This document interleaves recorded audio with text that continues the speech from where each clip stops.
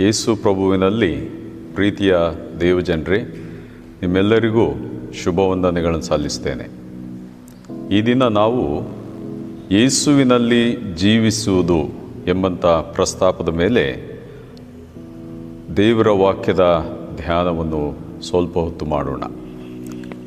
ಈ ಪ್ರಸ್ತಾಪಕ್ಕೆ ನೇಮಕವಾದಂಥ ದೇವರ ವಾಕ್ಯದ ಮಾತು ಶ್ರೀ ಮತ್ತಾಯನು ಬರೆದ ಸುವಾರ್ತೆ 19ನೇ ಅಧ್ಯಾಯ 27ನೇ ವಚನದಿಂದ 29ನೇ ವಚನದವರೆಗೆ ಇರುವಂಥ ಭಾಗ. ಮತ್ತಾಯನ ಸುವಾರ್ತೆ 19ನೇ ಅಧ್ಯಾಯ 27ರಿಂದ 29ನೇ ವಚನದವರೆಗೆ. 27ನೇ ವಚನವನ್ನು ನಾನು ಒಮ್ಮೆ ಓದ್ತೇನೆ. ಆಗ ಪೇತ್ರನು ಆತನಿಗೆ, ಇಗೋ, ನಾವು ಎಲ್ಲ ಬಿಟ್ಟು ನಿನ್ನನ್ನು ಹಿಂಬಾಲಿಸಿದೆವು, ನಮಗೆ ಏನು ದೊರಕುವುದು ಎಂದು ಕೇಳಿದನು. ಇಗೋ, ಎಲ್ಲ ಬಿಟ್ಟು ನಾವು ನಿನ್ನನ್ನು ಹಿಂಬಾಲಿಸಿದೆವು, ನಮಗೆ ಏನು ದೊರಕುವುದು? ಪ್ರಿಯ ಸ್ನೇಹಿತರೆ, ಈ ಪ್ರಶ್ನೆ ನಮ್ಮೆಲ್ಲರಲ್ಲಿಯೂ ಕೂಡ ಸಹಜವಾಗಿ ಮೂಡುವಂಥದ್ದು. ಯೇಸು ಕ್ರಿಸ್ತನ ಆಜ್ಞೆಗಳನ್ನು ಅನುಸರಿಸಿ ನಡೆಯುವಂಥದ್ದೇ ಯೇಸುವಿನಲ್ಲಿ ಜೀವಿಸುವುದು ಎಂಬುದಾಗಿ ಬಹಳ ಸರಳವಾಗಿ ನಾವು ಅರ್ಥೈಸಬಹುದು. ಪೇತ್ರನು ಕೂಡ ಯೇಸು ಸ್ವಾಮಿಯಲ್ಲಿ ಈ ಪ್ರಶ್ನೆಯನ್ನು ಕೇಳುವಾಗ ಯೇಸುವಿನಲ್ಲಿ ಜೀವಿಸುವುದು ಅಥವಾ ಯೇಸು ಸ್ವಾಮಿಯನ್ನು ಹಿಂಬಾಲಿಸುವುದು ಅಂದರೆ ಏನು ಎಂಬುದಾಗಿ ಹೊಸ ಅರ್ಥವನ್ನು ಕಂಡುಕೊಳ್ಳುವುದಕ್ಕೆ ಪ್ರಯತ್ನ ಮಾಡ್ತಾ ಇದ್ದಾನೆ. ಯೇಸು ಸ್ವಾಮಿಯ ಶಿಲುಬೆಯನ್ನು ಹೊತ್ತುಕೊಂಡು ಆತನ ಹಿಂದೆ ಹೋಗುವಂಥದ್ದು ಕೂಡ ಆತನನ್ನು ಹಿಂಬಾಲಿಸುವುದರಲ್ಲಿ ಒಂದು ಕ್ರಮ. ಯೇಸು ಸ್ವಾಮಿ ಪೇತ್ರನ ಈ ಪ್ರಶ್ನೆಯನ್ನು ಬಹಳ ಲಘುವಾಗಿ ಪರಿಗಣಿಸಿ ಅದನ್ನು ತಿರಸ್ಕಾರ ಮಾಡಬಹುದಾಗಿತ್ತು. ಯಾಕಂದರೆ ಪೇತ್ರ ಬಹಳ ನೇರವಾಗಿ ಯೇಸು ಸ್ವಾಮಿಯನ್ನು ಪ್ರಶ್ನೆ ಮಾಡ್ತಾನೆ. ಎಲ್ಲವನ್ನೂ ಬಿಟ್ಟು ನಿನ್ನನ್ನು ನಾವು ಹಿಂಬಾಲಿಸಿದೆವು, ನಮಗೆ ಏನು ದೊರಕುತ್ತದೆ? ಬಹಳ ಸಹಜವಾದಂಥ ಪ್ರಶ್ನೆ ಇದು. ಹಾಗಾಗಿ ಯೇಸು ಸ್ವಾಮಿ ಇದನ್ನು ಸ್ವೀಕಾರ ಮಾಡ್ತಾನೆ. ಸ್ವೀಕಾರ ಮಾಡಿ ಯೇಸು ಸ್ವಾಮಿ ಅವನಿಗೆ ಉತ್ತರ ಕೊಡುವುದಕ್ಕೆ ಪ್ರಯತ್ನಿಸುವಂಥದ್ದನ್ನು, ಬಹಳ ಶ್ರೇಷ್ಠವಾದಂಥ ಉತ್ತರವನ್ನು ಕೊಟ್ಟಿರುವಂಥದ್ದನ್ನು ನಾವು ಈ ವಾಕ್ಯ ಭಾಗದಲ್ಲಿ ಕಾಣ್ತೇವೆ. ಹಾಗಿದ್ರೆ ಯೇಸುವಿನಲ್ಲಿ ಜೀವಿಸುವುದು ಎಂಬುದಾಗಿ ಹೇಳುವಾಗ ಆ ಜೀವನದಿಂದ ನಮಗೆ ಏನು ದೊರಕುತ್ತದೆ ಎಂಬುವಂಥದ್ದು ಪೇತ್ರನ ಪ್ರಶ್ನೆ. ಅಥವಾ ಯೇಸುವಿನ ಶಿಲುಬೆಯನ್ನು ಹೊರುವುದರಿಂದ ನಮಗೆ ಏನು ದೊರಕುತ್ತದೆ ಎಂಬುವಂಥದ್ದು ಬಹಳ ಮುಖ್ಯವಾದಂಥ ಪ್ರಶ್ನೆ. ಯೇಸು ಸ್ವಾಮಿಯ ಉತ್ತರದಲ್ಲಿ ಮೊದಲನೇದಾಗಿ ನಾವು ಕಾಣುವಂಥದ್ದು, ತನ್ನ ಜಯದಲ್ಲಿ ನಾನು ಪಾಲು ಕೊಡುತ್ತೇನೆ ಎಂಬುದಾಗಿ ಯೇಸು ಸ್ವಾಮಿ ಹೇಳುವಂಥದ್ದನ್ನು ನಾವಿಲ್ಲಿ ನೋಡ್ತೇವೆ. ನನ್ನಲ್ಲಿ ನೀವು ಜೀವಿಸುವುದಾದರೆ ನನ್ನ ಜಯದಲ್ಲಿ ನಿಮಗೆ ಪಾಲಿದೆ. ನೋಡಿರಿ, ಈ ಲೋಕದ ವಿಚಾರದಲ್ಲಿ ನಾವು ನೋಡುವಾಗ ಈ ಲೋಕದಲ್ಲಿ ಹಿಂದೆ ಅನೇಕ ಅರಸರುಗಳು, ನಾಯಕರು ಯುದ್ಧಗಳನ್ನು ಮಾಡಿದ್ದಾರೆ, ಅಥವಾ ಈಗಲೂ ಯುದ್ಧಗಳು ನಡೀತದೆ. ಈ ಯುದ್ಧದಲ್ಲಿ ಹೋರಾಟ ಮಾಡಿದಂಥ ಸೈನಿಕರನ್ನು ಜಗತ್ತು ಮರೆತು ಬಿಡ್ತದೆ, ಅಥವಾ ನಾಯಕನು ಮರೆತು ಬಿಡ್ತಾನೆ ಅನೇಕ ಸಾರಿ. ಹೋರಾಟ ಮಾಡಿದಂಥ ಸೈನಿಕ ಜಯವನ್ನು ತಂದು ಕೊಡ್ತಾನೆ, ಆದರೆ ಈ ಜಯದ ಎಲ್ಲ ಪರಿಣಾಮಗಳನ್ನು ನಾಯಕ ಅಥವಾ ನಾಯಕಿ ಅನುಭವಿಸುವುದಕ್ಕೆ ಸಿದ್ಧರಾಗ್ತಾರೆ. ಸೈನಿಕ ಅಲ್ಲಿ ಮರೆತು ಹೋಗ್ತಾನೆ.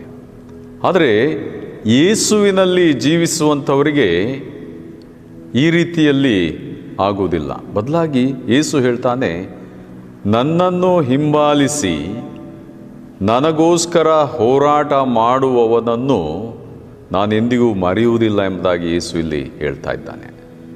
ನೋಡ್ರಿ, ಹಾಗಾಗಿ ಯೇಸು ಸ್ವಾಮಿಯನ್ನು ಇತರರ ಸಂಗಡ ಹಂಚಿಕೊಳ್ಳುವಂಥ ಒಬ್ಬ ವ್ಯಕ್ತಿ ಯೇಸುವಿನ ಜಯದ ಕುರಿತಾಗಿ ಆತನ ಸಂಗಡ ಹಂಚಿಕೊಳ್ತಾನೆ. ಯೇಸುವಿನ ವಿಜಯದ ಕುರಿತಾಗಿ ಹಂಚಿಕೊಳ್ತಾನೆ.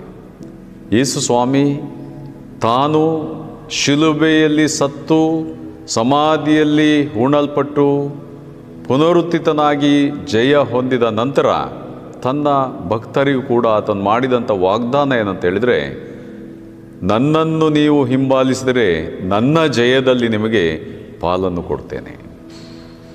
ಈ ಲೋಕದ ಯುದ್ಧ ವೀರರ ರೀತಿಯಲ್ಲಿ ಅಲ್ಲ, ಬದಲಾಗಿ ನನ್ನನ್ನು ಹಿಂಬಾಲಿಸಿದರೆ ನಿಮಗೆ ನನ್ನ ಜಯದಲ್ಲಿ ಪಾಲಿದೆ ಎಂಬುದಾಗಿ ಯೇಸು ಹೇಳುವಂಥದ್ದನ್ನು ನಾವು ನೋಡ್ತೇವೆ.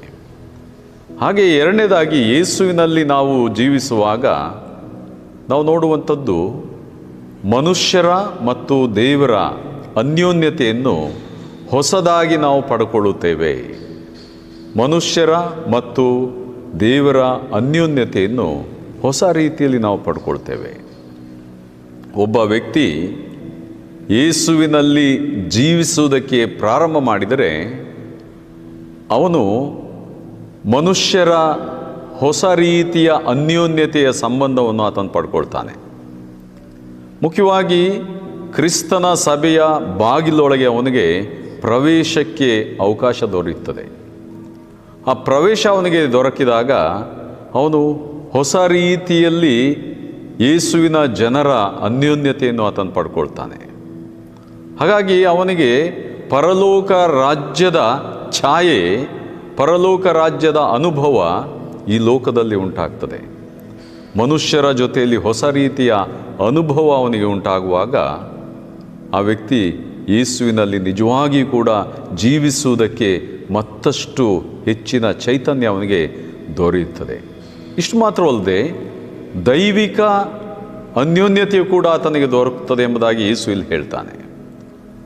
ದೈವಿಕ ಅನ್ಯೋನ್ಯತೆ ನೋಡ್ರಿ, ದೇವರು ಯೇಸುವಿನ ಮೂಲಕ ಇಲ್ಲಿ ಮಾಡುವಂಥ ವಾಗ್ದಾನ ಏನಂತ ಹೇಳಿದರೆ, ನೀವು ನಿಮ್ಮ ಅಣ್ಣ ತಮ್ಮಂದಿರನ್ನು, ಅಕ್ಕ ತಂಗಿಯರನ್ನು, ತಂದೆಯನ್ನಾಗಲಿ ತಾಯಿಯನ್ನಾಗಲಿ ಭೂಮಿಯನ್ನಾಗಲಿ ಬಿಟ್ಟು ನನ್ನನ್ನು ಹಿಂಬಾಲಿಸಿದರೆ ನಿಮಗೆ ದೈವಿಕ ಅನ್ಯೋನ್ಯತೆ ಅಥವಾ ದೇವರ ಅನ್ಯೋನ್ಯತೆ ಅದು ದೊರಕುತ್ತದೆ ಎಂಬುದಾಗಿ ಹೇಳುವಂಥದ್ದನ್ನು ನಾವಿಲ್ಲಿ ಕಾಣ್ತೇವೆ. ಹಾಗಾಗಿ ದೇವರ ಅನ್ಯೋನ್ಯತೆ ಅದು ದೊರಕುವಂಥದ್ದು ಬಹಳ ಶ್ರೇಷ್ಠವಾದಂಥ ವಿಚಾರ ಎಂಬುದಾಗಿ ನಾವಿಲ್ಲಿ ಕಾಣ್ತೇವೆ. ಮತ್ತು ಮೂರನೇದಾಗಿ ನಾವು ನೋಡುವಂಥದ್ದು, ಯೇಸು ಸ್ವಾಮಿಯನ್ನು ಹಿಂಬಾಲಿಸಿದರೆ, ಯೇಸುವಿನಲ್ಲಿ ಜೀವಿಸಿದರೆ ನಮಗೆ ನಿತ್ಯ ಜೀವ ದೊರಕುತ್ತದೆ ಎಂಬುದಾಗಿ ಯೇಸು ಇಲ್ಲಿ ಸ್ಪಷ್ಟವಾಗಿ ಹೇಳ್ತಾ ಇದ್ದಾನೆ.